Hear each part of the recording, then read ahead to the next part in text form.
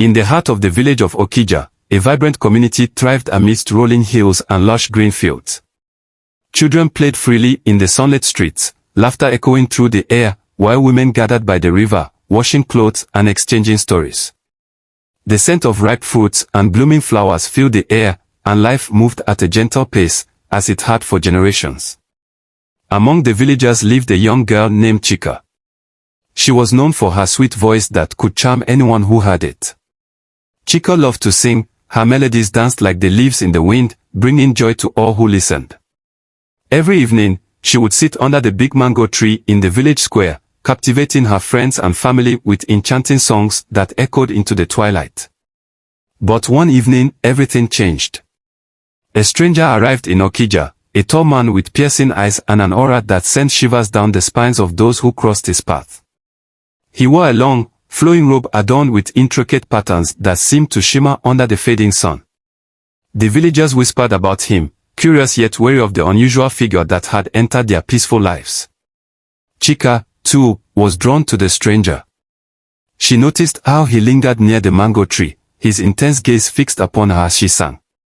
Though she felt an odd sensation of unease, she couldn't help but feel compelled to sing even more sweetly when he was near. The stranger approached her after her performance, a sly smile creeping across his face. "Your voice is like honey, sweet and captivating," he said, his voice deep and smooth. "What do they call you, my dear?"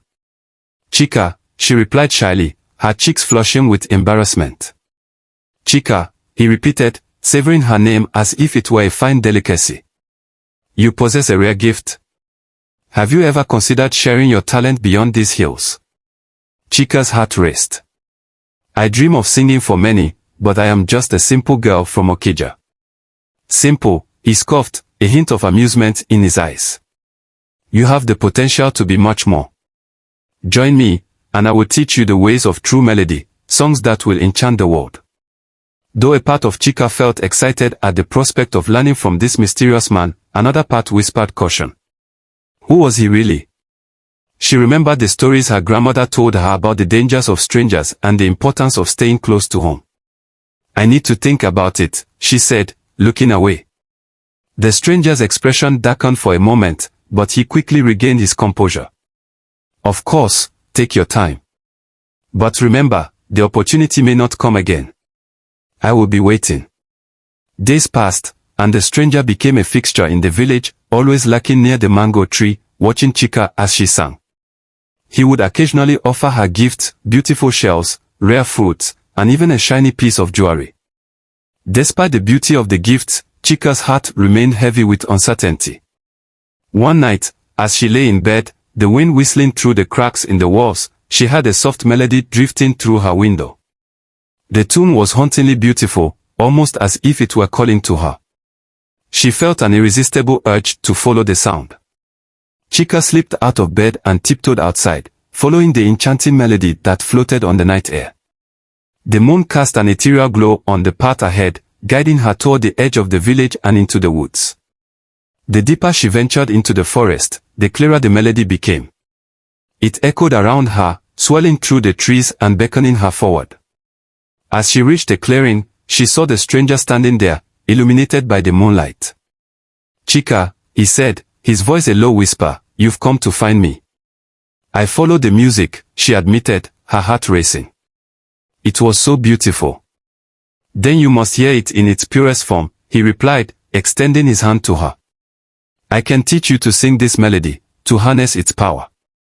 Chika hesitated, recalling the unease she felt when she first met him. But the lure of the melody was strong, and she found herself drawn to him, unable to resist. "Will it be safe?" she asked, looking into his piercing eyes. "Safe? Oh, my dear, music can be both a gift and a curse. It depends on how you wield it. Will you trust me?" In that moment, Chika felt a surge of excitement and fear intertwined within her. She nodded, taking his hand, and he led her deeper into the woods. He began to teach her the melody, his voice rich and smooth, guiding her through the notes that seemed to flow like water. The forest around them transformed as they sang, flowers bloomed brighter, and the stars twinkled above, responding to the haunting beauty of the song. But as Chika sang, she noticed a change in the air.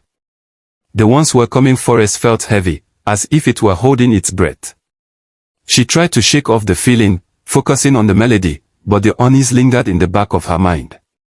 The stranger watched her with a predatory gaze, and as she hit the final note of the melody, a strange energy surged through her. She felt invincible, as if she could conquer the world. "Now you see the power of the melody," he said, his voice low and sinister. "But remember, power comes with a price." "What price?" Chika asked, her heart pounding. "Once you tap into the magic of this song, you must never stop singing. If you do, the melody will turn against you. It becomes a curse, haunting you until you sing again." Chika's joy faded, replaced by dread. "I don't want to be cursed," she whispered. The stranger laughed softly, his eyes gleaming with mischief. "Too late, my dear. You are already bound to it." Panicking, Chika ran from the clearing, her heart racing as she pushed through the underbrush. The haunting melody echoed in her mind, entwined with the stranger's laughter. She stumbled back to her village, her spirit shaken, but the melody refused to leave her. Days turned into weeks, and despite her fear, Chika found herself humming the tune as she went about her daily chores. The villagers noticed her growing distance, her smiles fading, replaced by an unsettling look in her eyes. They worried for her, but she brushed off their concerns, unwilling to admit the truth. One night, the villagers gathered for a celebration, dancing and singing under the stars.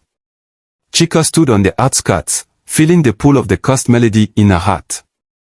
The music from the celebration made her want to join, but the curse kept her at bay, lurking in the shadows. Suddenly, a commotion erupted from the center of the gathering. A group of men came rushing toward her, their faces pale and fearful. "Chika! The bull has gone mad," one of the men shouted, panic in his voice. "What do you mean?" she asked, her heart racing. "It's rampaging through the village. We can't control it." Chika's pulse quickened as she remembered the power of the melody. Maybe if she sang, she could calm the creature, but the fear of the curse held her back. The sound of hoofs thundered closer, and the panicked cries of villagers filled the air. She could feel the energy of the curse pulsing within her, urging her to take action. Taking a deep breath, Chika stepped forward, her heart pounding. She remembered the lessons from the stranger. This was her chance to face her fear and control the melody. "Step aside," she shouted, surprising herself with her newfound confidence. The villagers paused, their eyes wide as they watched her approach the enraged bull. "Chika, no," someone cried, but she ignored them, focusing on the bull. Its eyes were wide, frothing at the mouth, and it charged at her with alarming speed. With a deep breath, she began to sing the melody she had learned, her voice steady and clear. The notes floated through the air, wrapping around the chaos and weaving a spell of calm. The bull skidded to a halt, its ears perking up at the sound of her voice. For a moment, it seemed as though the world had stopped. The villagers watched in awe as Chika continued to sing, pouring all her heart into the melody. But the power of the curse began to rise within her. As she sang, she felt the weight of the energy pulling at her, threatening to consume her. She fought against it, determined to keep her focus on the bull, urging it to calm down. With each note, she felt the curse tightening its grip, but she refused to give in. She poured her fear, her strength, and her spirit into the song. The bull's wild demeanor began to fade, replaced by a calmness that enveloped the clearing. Finally, as she reached the last note, the bull lowered its head and stepped back, its breathing steadying. The villagers erupted into cheers, amazed by what they had just witnessed. But in that moment of triumph, Chika felt a sharp pain in her chest. The melody was no longer a source of power but a reminder of the curse that bound her. The whispers grew louder in her mind, threatening to overtake her. "Chika," a voice called, breaking through the chaos.